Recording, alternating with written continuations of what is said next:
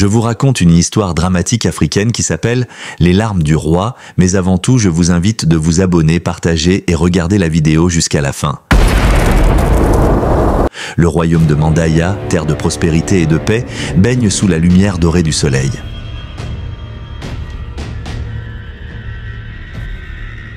Les habitants célèbrent la fête traditionnelle, unis dans la joie, tandis que du haut du balcon royal, le roi Cassimo observe son peuple. Mais derrière sa sagesse, une douleur profonde demeure, invisible aux yeux des siens.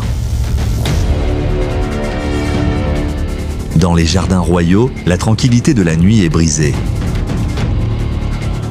Le jeune prince Sayo, innocent, joue parmi les lanternes, ignorant le danger qui se cache dans l'ombre. Des mercenaires surgissent, enlevèrent le prince et l'emportent dans la nuit. Son cri, un appel désespéré à son père, se perd dans l'obscurité. Dans la salle du trône, le roi Cassimo, abattu, serre le collier brisé de son fils. Sa robe d'or est défaite et son regard, marqué par le chagrin, trahit la perte d'un père. Le royaume est silencieux, mais dans son cœur, la douleur ne s'éteint jamais. Le marché de Mandaya est vivant, mais l'arrivée d'un guerrier masqué plonge la foule dans la peur. Son armure sombre, marquée de gravures tribales, le rend aussi impitoyable qu'imposant. Les regards se tournent, l'atmosphère s'alourdit. Qui est-il? Que cherche-t-il? Dans l'arène royale, les combats font rage. Le guerrier masqué, inflexible et précis, triomphe de chaque adversaire. Le sang éclabousse le sable et le public, à la fois fasciné et horrifié, observe ce spectacle de violence. L'arène, témoin d'une brutalité inouïe, reste imprégnée de chaque affrontement. Le dernier guerrier tombe et le masque tombe avec lui. Le prince Sayo, métamorphosé, est désormais un homme forgé par la souffrance et la vengeance. Ses yeux, autrefois pleins d'innocence, sont désormais glacés de détermination. Le roi, horrifié, réalise la vérité qu'il n'aurait jamais pu imaginer. Devant le roi, Sayo se tient droit, son cœur partagé entre la rage et la tristesse. Il raconte l'histoire de son exil, de sa douleur et du silence imposé. Le roi, dévasté, porte la culpabilité de cette séparation. Derrière le prince, ses alliés silencieux, prêts à soutenir cette vérité accablante.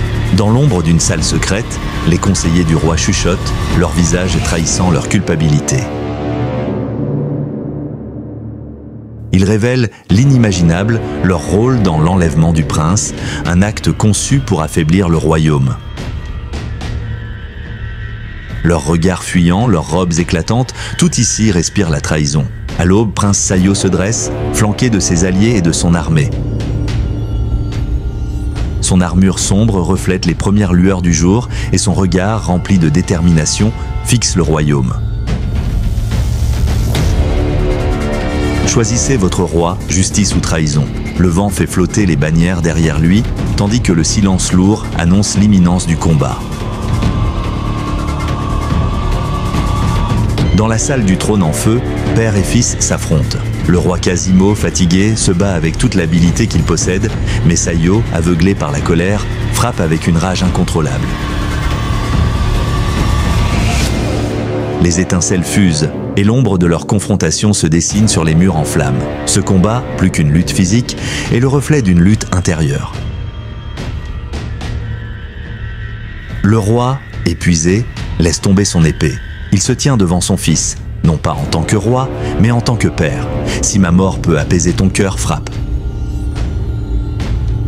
Les mains de Sayo tremblent. Le poids du choix, du sacrifice, écrase l'air autour d'eux.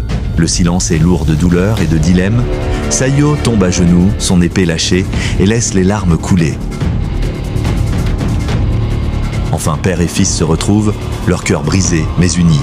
La palace en feu témoigne de la guerre qu'ils ont menée, mais ce moment d'émotion pure, d'amour retrouvé, est ce qui les sauve.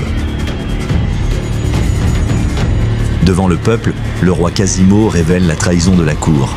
La foule, choquée et en colère, écoute la vérité qui ébranle le royaume. À ses côtés, Sayo, désormais un homme transformé, incarne la justice, prête à redresser ce qui a été brisé. Prince Sayo, couronné, prend place sur le trône. Son visage, serein mais empreint de sagesse, illumine l'avenir du royaume. Le peuple se prosterne devant lui, et bien que le palais soit marqué par les batailles, l'espoir renaît. Du sommet d'une colline, le vieux roi Quasimo contemple son fils, désormais souverain. Une larme glisse sur sa joue, non pas de douleur mais de fierté. Le soleil se couche sur Mandaya, un nouveau jour s'annonce pour le royaume et pour son peuple.